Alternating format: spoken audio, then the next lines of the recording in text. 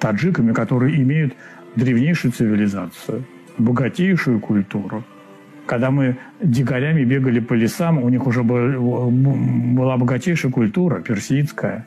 У них были и Руми, и Фердоуси, и Рудаки, когда у нас еще никого не было. Понимаете? То есть им есть чем гордиться. Вот. И у них это в крови. Вот это как бы культура речи, а образность выражений, там, обычный просто таджик. Он говорил так художественно. Понимаете? И вот у них, когда берут интервью, даже вот смотришь на их телевидение, я по-таджикски не понимаю.